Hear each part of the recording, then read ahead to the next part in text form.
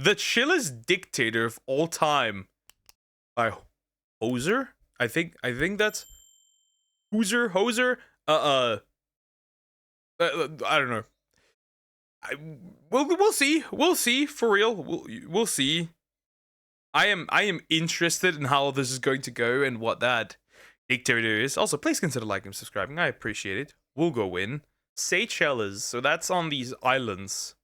Seychelles is a small country tucked away in a corner of the world which hasn't been relevant in almost 200 years. It's a collection of over 100 islands just north of Madagascar, but 99% of its 100,000 odd people live on just 3. The vast majority. So the majority of people just live on 3 islands, and then the other islands are like barely inhabited. Interesting. I wonder. Well, if nothing's happening, then... Well, dictator doesn't necessarily mean bad. It just means that they're the sole person in control. Interesting. On only Mahe, an island you can drive from tip to tip in less than an hour. Life here seems easy. Per person, it's the richest African nation, has the highest literacy rate in Africa, one of the lowest death rates, and is the least corrupt country on the continent. Interesting.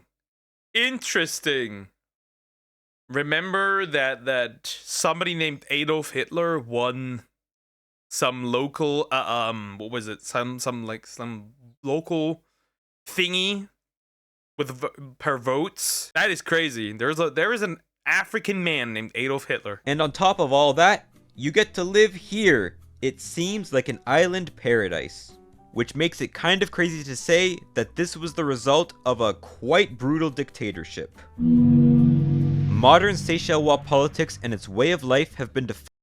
Brutal dictatorship. I wonder. Elections? Yeah, that was the word. Elections. Can I go and have them? I would really appreciate all those islands. Well, you gotta get rid of this dude, apparently. Unless he's no longer running it. Defined by the visions of one man, at a time being 1 part socialist repressive state and 1 part tax haven to be used by foreign banks as a playground for millionaires. The man who Seychelles embodies was France Albert René. Since his violent takeover of the country in 1977, he's directly ruled for over half of independent history, while his party 1977 to 2004, violent takeover. Maybe he's not that chill at all, or maybe he is. We'll see. And then again, taking over a country with like barely 100,000 people. That means essentially no military, probably. Wouldn't be that hard, I'm assuming. He stayed in power until 2020. Not typical Until 2020 even, jeez. of a dictator, he embraced the easy life, often being seen in a button-down shirt and expensive loafers, and never being afraid to take dodgy cash when needed. As a spoiler, Seychelles became rich through export abundance. Per person, they export the most things out of any African country, around $22,000 a Seychellois. Most importantly, through tourism, a lot of tourism, but also things like fishing and yacht registration of all things. It's this bounty of cash which has really allowed Seychelles to... Is that where the guy that runs Niji Sanji has his yacht just chilling there? Anyways, interesting. So lots of tourism, fishing. Very interesting. It appears that the country is doing well, which is really odd. Usually you'd expect like a country to do kind of bad under dictatorship, but I guess not. invest in the safety net which has made it famously such a nice place to live. But let's back up a little. Is it like actually a nice place to live? Like no joke. Like is it like a nice place to live? That can't be real. The islands were administered by the British for around 150 years, seized from the French because they let too many pirates use it as a safe haven. It was then used, of course, as a slave-based plantation society, but since slavery was legally banned in the British Empire, it was indentured labor from freed African slaves, or Malagasy, Chinese, and Indian coolies. If you couldn't already tell by the pictures, or you're truly colorblind, congrats by the way, Seychelles is a very racially mixed country, and one which didn't see nearly the racial divisions as most other British colonies. Interesting. Interesting. Smart dictators are good, though. They are dictators, but they usually improve the quality of life. They flip and decide to take that life, I guess. Well, I guess he never decided that, it would seem. Okay, so we got a lot of people. We got like Africans, Indians, Chinese, people from Madagascar. We got like everything there. The dominant ethnic group, Creole, is a mix of many of these different groups. Put another way, all of these men are Creole. But, politically, the main event of importance before independence was its cotton economy completely crashing, half of all freed people leaving to Mauritius and rebuilding itself as a coconut, vanilla, and cinnamon export hub. That's to say, a poor, crop-based society for the rest of its British history. In fact, Rene himself was born into a family which administered a coconut plantation. Interesting. Okay. Oh, interesting. So he was born there. Okay. His father wasn't part of the elite sect of society which owned the land, the leftover families from French colonization, the Grand Blancs, but part of a poorer white family. He grew to be resentful of these landowners, and this upbringing would certainly make a mark for how he would run his country. It's very interesting how a lot of dictators were just like broke dudes for quite some time. I find that very interesting, like at the early start of their life. I find that very interesting. A bit of history, apparently dictator was a term in ancient Rome. Back then it was emergency where the entire existence of Rome could have been a threat, and they elected themselves a ruler with almost absolute power, while rules so he can save Rome. The dictators were chosen for 6 months only and had to give back the leadership to its prior until Julius Caesar turned to dictator for life. Interesting. Yeah, I think I remember having learned that at one point in school. I'm pretty sure. Like, not where the word dictator came from, but that the Romans did it that way. Yeah. Okay, interesting. Country. Then, like many other Seychellois, he went abroad to the UK for school, but never liked it. He didn't like the British and went back. Coming back to practice law before again returning to London to work in banking. While there, because he was fluent in French, he was sent off to Jersey to work in offshore banking. Jersey, along with Guernsey, have had a murky status, famously being stashes for Britain's mega rich to hide funds away from London authorities. This is another model he would replicate in Seychelles. When he finally came back from that, he became involved in politics. So somebody who went into law, which is really interesting, then went into finances, right? Right, which is really interesting.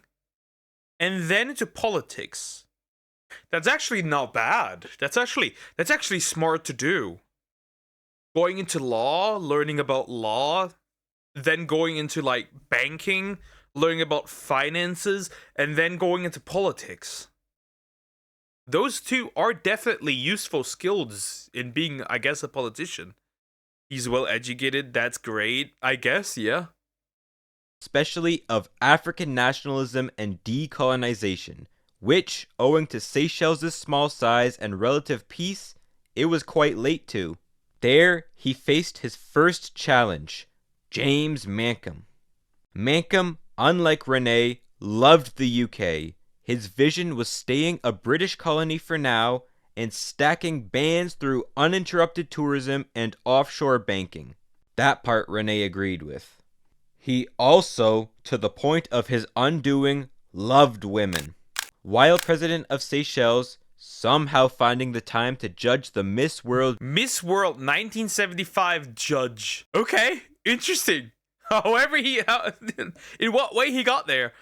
I guess the probably the big difference was that the other guy, right, didn't want to be a part of the UK anymore. beauty pageant. Clergy members would broadly support Rene because of it, and the Western press never really treated him like a serious leader either. Mankim just always seemed to be on island time. In the last part of the colonial period, he led the Seychelles Democratic Party, while Rene formed the Seychelles People's United Party. This one pro-UK, pro-tourism, and conservative, the other pro-independence, anti-tourism, and socialist. There were 3 parliamentary elections during this period. Each and every one, Mankim won handsomely, despite having similar vote shares. Interesting. He always lost. Funny. In 1967, though, he barely lost. Very interesting. He was doing side quests. Yep, side questing. It was a period which saw the development of an American satellite base, which grew to be the island's largest employer, as well as the opening of a brand new airport. Tourism boomed almost immediately when the island opened up to the outside world, and voters rewarded Mankim for it. So Rene, determined to lead his country to independence, became more militant, angry, and frankly fearful of Mankim. He took aid from the Organization of African Unity by portraying himself as the leader of a liberation organization, and would now support total war against reactionary elements, which ended up meaning a string of bombing attacks against the SDP.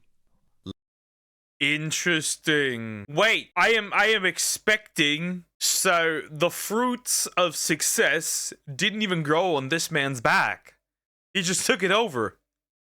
London didn't take this seriously, wanting to get rid of Seychelles after their east of Suez retreat. Is this east of Suez? Yes, Seychelles is east of Suez Canal region. Mankim, as a result, did start to take more foreign money though, some even from the CIA.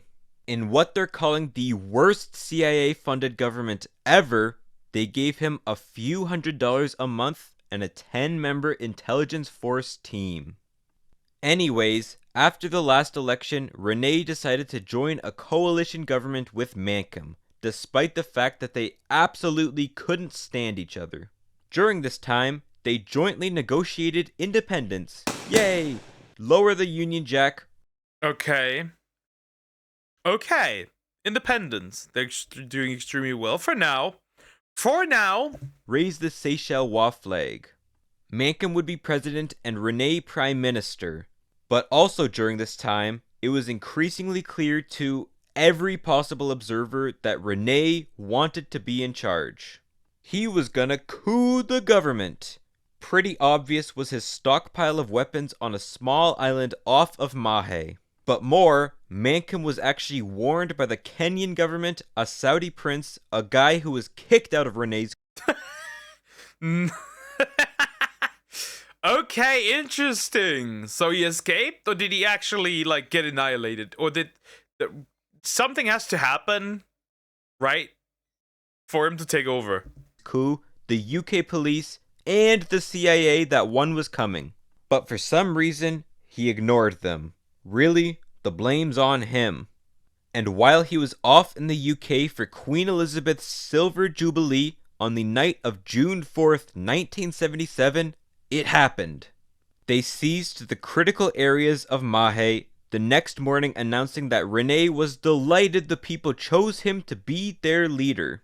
3 people were killed during the coup, including 1 unarmed SDP leader. Mankim, of course, initially bragged that he was with a supermodel the night it happened, but more seriously blamed the Soviets. But the Soviets had no idea what was going on. They blamed the Chinese, and the Chinese blamed the Soviets. The Soviets are at fault. No, the Chinese. No, the Soviets actually. No, the Chinese. Back. The real culprit was Tanzania, whose Pan-African socialist leader Julius Nyerere aided in training Rene's gangsters and providing weapons. It was one of the craziest outcomes of the world's newest state. Having only 60,000 people at the time, it would be like if Bermuda were to break out into a dictatorship today. Rene was obviously not tied to the socialist label. He was more Africanist, if that's a thing, but he ran an officially socialist government. It was more for development and to keep a distance from Western governments, which he absolutely hated, than any sort of advancement of workers. His new constitution would only allow a single party to run, with presidential ballots now just being yes or no questions to see him in charge or not. And not necessarily explicit violence, but disappearing people would be a common use of force to keep himself. Disappearing. We know what that means. Let's not get delulu here. We know what that means. They didn't just disappear. We know. In charge. A senior SDP leader and outspoken critic of the regime, Hassan Ali, just vanished one day, only years later revealed to be killed in Rene's office. His wife had allegedly called Rene personally to ask him to investigate what happened to him. Of course, he didn't know anything, he told her. This was one of the most unique aspects of Rene's regime. Since it was such a small island, everyone knew everyone. Rene and his defense minister Ogilvy Berlui would personally involve themselves in the investigations, instead of using independent police forces. It was unlike other brutal regimes where a chain of command could depersonalize the leader from those being killed. It was very personal here. In other cases, they were killed outside the country, most famously with the murder of Gérard Haraud, shot dead on his doorstep in the United Kingdom. So he just cleaned up all the potential problems and then just let it run? So he basically just like, I don't see the chill yet. We need to see the chill yet. Or we took your meds today. Wouldn't want you to have the case of disappearing. I don't have to take meds. I like the voices. Other ways to control opposition were mass arrests. One time, 21 SDP members were arrested together, some low-key torture, and by encouraging self-deportation through the seizure of land and assets. Trying to dismantle the Grand Blanc hold on land, he personally seized a La Digue villa in the process. Another way to control was with the Bro, he even got his own villa at this point. Crazy. Not that I'm surprised. Seychelles Marketing Board, a massive state monopoly which controlled most consumer goods as well as imports. The National Workers' Union would be the one and only labor union in the country, banning all others. But development and construction weren't nationalized. They were often given to allies of the regime, like to the wealthy Savy family, which Rene was connected to via his ex-wife's ex-husband. Unsurprisingly as well, Mr. Contrarian wasn't a big fan of tourism. Agriculture was sucked dry of labor once the airport opened, and people found it much easier to make money in hospitality. Rene wanted to boost it up again and maybe add industrial fishing to the mix too, to diversify away from tourism and become self-sufficient. This tuna canning plant was his pride and joy. He was so proud. Tuna chunks. Our regime. Yep. That is what it was. That is what it is. Interesting. Wrong place, wrong time. True. Interesting. Okay. So, no to tourism, more agriculture, and more fish, apparently. Okay. What else? Out of it. But by the end of the regime, Seychelles actually ended up importing more food than before. And he just ended up accepting tourist dollars as the main source to build a safety net off of. Free education, free healthcare, free transport, low-cost housing, decent infrastructure, and very much growing wages. Honestly, not a bad trade for letting foreigners get drunk on your beaches. One of his most controversial legacies, though, remains the National Youth Service, an integral part in his eyes of building socialism. It was a camp, like a summer camp, where a youth camp to indoctrinate the youth. I've heard that before. We in Germany had that too. Every Seychellois youngster would be sent out of high school to learn the practical skills Rene wanted to boost, like animal husbandry and fishing, as well as to be indoctrinated into the regime. The idea was inspired, by the way, after a state trip to North Korea, which Yeah, I'm not surprised. Again, I'm not surprised. Okay. Yeah, I get it. remained a close ally to Rene, sending them troops and weapons along with East Germany and Cuba. So as a result of Rene's Damn, even we were involved at one point. Crazy.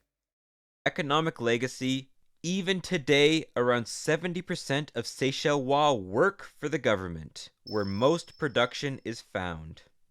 But despite being genuinely popular in the islands because of the increasing quality of life, not everyone was enamored with Rene. 10,000 people left the island during his dictatorship, 15% of the population. His media censorship alienated the upper and middle classes. The national youth didn't like him, although they would end up voting for him later in their lives. The Americans didn't like him, the Soviets didn't like him, and the South Africans particularly hated him. Seychelles was of deep interest to the apartheid South African government, being the offshore financial center they used to avoid Western sanctions. They saw it as so important to the point of sending a mercenary to go and kill him when he threatened to cut ties with the country. 4 years after Rene's coup, a counter-coup led by Mad Mike Horay tried to bring Mankum Matt Mike. Interesting. Well, I'm pretty sure that failed because he ruled in 2004. So I don't think that worked out the way they intended that. Doesn't surprise me. back to power. They came disguised as a South African drinking club, Ye Ancient Order of Froth Blowers, but their weapons ended up being found in customs. After a shootout, the men hijacked an Air India flight and ran away back to South Africa, where nearly all of them were released without punishment. Botched coup attempts also occurred in 1982 and 1987, both from internal security forces, which both saw purges of his defense force after. When asked what he believed in, Rene answered that he was red on the outside but green on the inside. Perhaps nothing What does that mean? Interesting. encapsulates this better than his mafia-aligned government. One of the key allies through his regime was Mario Ricci, a guy expelled from Italy, Mafia 2? We got everything. North Korea. We got everything. Even the fucking mafia is involved here. Crazy Legend of Oz. Yeah, no. Shadow Clips, I know. I'm aware. Very interesting. I'm surprised. Switzerland, and Somalia, who ended up in Seychelles. Would you really be surprised if I told you he had some mob ties? Befriending Rene, they created the Joint Seychelles Trust Company, a state-owned enterprise which would organize foreign companies and investments, helping them deal with tax codes, bureaucracy, all that. It was essentially the state-owned vehicle for anybody to evade their law, including for money laundering, drug trade proceeds, or just trying to avoid taxes. Which You tell me Israel is also involved? Crazy work. is why many people have given Seychelles the label the world's only socialist tax haven. Victoria, a town of 20,000 people, held 8 major banks in it during Rene's day. And throughout this time, he worked with the infamous Gambino family, gave mafia members refuge, as well as used mafia muscles to, make his enemies sleep with the fishies. In 1995, Rene also passed the controversial Economic Development Act to let anybody who invested at least $10 million in the country be granted immunity to pretty much any foreign crime.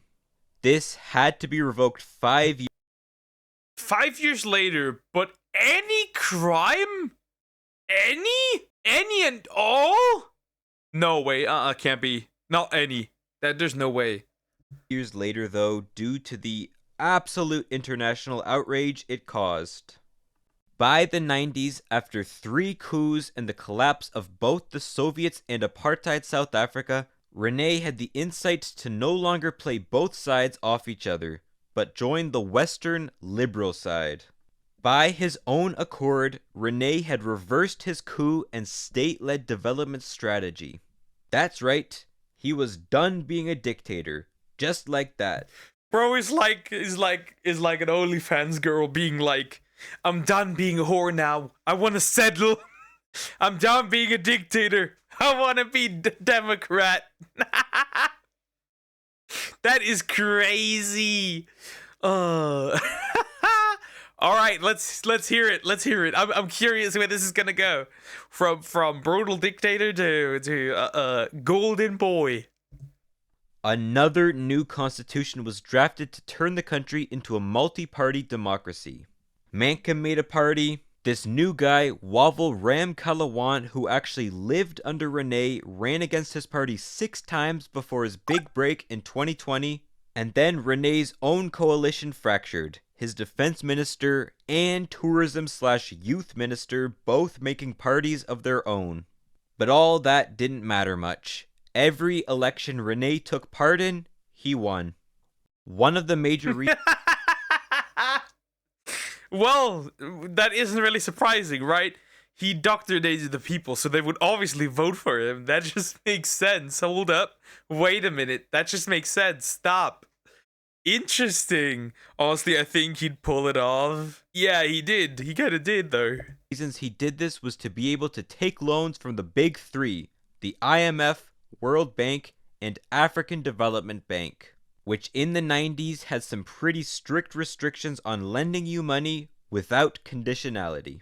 Some of the general conditions were to become a democracy, slash the government budget, raise taxes, and privatize state-owned assets. Various waves of privatization hit Seychelles as the debt grew more and more unsustainable. Frankly, the longer he stayed in power, the more his government resembled Mankum's original vision of Seychelles, a liberal, tourist-filled tax haven. It was also during this time they really hammered out the framework to let foreigners hide money here with a couple of acts, and let foreigners register yachts the cheapest in the world. 2 shady aspects. Wait, a yacht for 2.5k? That's diabolical. Being registered, that is. That's crazy. Okay, interesting. I think I know where I have to move, I guess. Of the current budget, which are a legacy of Rene's personal views of money. In his quest against tourism, Rene did end up nationalizing 2 hotels, which were eventually sold not back to the original owners, but to a Malaysian firm instead. Foreign capitalists were still preferable to domestic enemies. 60% of... That's crazy. Okay, so he's... Eventually, it just became a democracy because money. That's really what it is. He just wanted more money, access to more money, and to get access to more money, he had to become a democracy. Smartly enough, though, since he indoctrinated all the youth and all the people there, he'd still want and stay in power. Smart move. That man is not stupid. That is a smart move. His precious tuna cannery was sold to Heinz. Ironically... Isn't that the ones that are selling that do ketchup as well? Heinz ketchup? I'm pretty sure. I'm absolutely convinced. Actually boosting profits to the government as productivity shot up. In fact, now Seychelles makes a ton of its money through the sale of its land to foreigners, which they can own 100% of. The outer islands are prime real estate for any unsatisfied billionaire to go crazy on. Not that crazy. Rene... Random Epstein. Heinz ketchup. Yes. Yeah. That is interesting. That is very interesting. President steps down after 27 years. Okay, after 27 years in 2004. Bro was actually out here cooking. That is surprising. Stepped down in 2004 because, get this, my American audience, he thought he was too old at 68 to lead the country. He did lead for 27 years straight after all. Let him. That's insane. He could have continued leading, right? He could have literally continued leading, but it was like, nah, I'm too old. I want to retire. Let somebody else do this. At least live a little on the islands. The next 12 years were led by a Rene loyalist, James Michel, then succeeded for 4 years by Danny Foray, also a member of their party. On a timeline, here's Rene's rule, and here's his party's rule. It's no wonder then, especially for such a small country, that Rene has come to completely dominate it. He only died in 2019, the same year much of the worst things came out about his regime via the Truth and Reconciliation Council. His two successors continued to do much of the same things as Democratic Rene, not Marxist Rene. Offshore finance, tourism, fishing, keeping the moneymakers to keep the safety net. Because they're so tied to the ocean economy, they did lead some efforts to fight the Somali pirates back when that was a whole ordeal. And they've also guilted some more investment by Interesting. They even had beef with the Somalian pirates. Hi, Black Mirror. How you doing? Hope you're doing good. Hello. That is interesting. They even threw hands with the pirates. Okay. Basically, the entire thing is still run by him, even though he's essentially dead. What a legacy. threatening to dig up oil if someone doesn't invest green energy into the country. COVID and the financial crash were understandably big deals for a debt-ridden, tourist-based economy. They made a stock market, a small one, but it's real. Oh, and the Americans are back after shutting their embassy down for 23 years. Pretty much only because of the increasing Chinese influence on the islands. But other So you're telling me that if there was no Chinese influence, the Americans would be like, do your thing? That's interesting. Okay, so they're doing well. Surprisingly. They're actually doing well. than those, most of the political story of the country is tied up in this one man. Rene was kind of like the left-wing version of Singapore's Lee Kuan Yew. Not a very ideological guy, but certainly convicted that he and only he should be in charge. That cover. Let's just get rich. That covers it pretty well.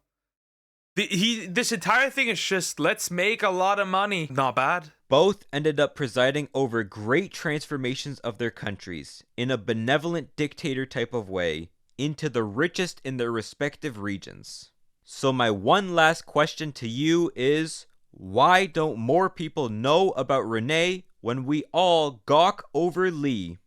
Duh, there's one obvious answer. There are no edits of him. There are no edits of him. Dude, there's even Nick Fuentes edits. Why there are no edits of this guy? Interesting. The confidence, yeah. Well, I don't want to be copyrighted for funk music, so we're not dealing with this. But that was very interesting, very surprising. I did not expect that. Hi London, how you doing? Hope you're doing good. Hello.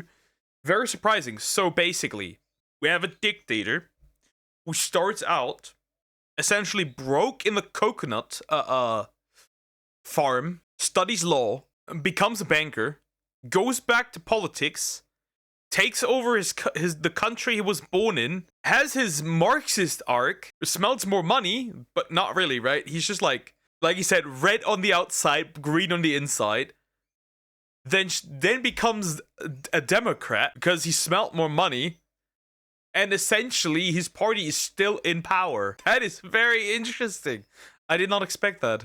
I did not expect that at all. Wow. The benevolent dictator. Well, not so benevolent. He did delete a bunch of people. Sacrifice was needed. Casualties. That's crazy. And they're doing well too, which is crazy, right? They're doing well too. With like 100,000 people. That's very interesting. Anyways, like, comment, and subscribe.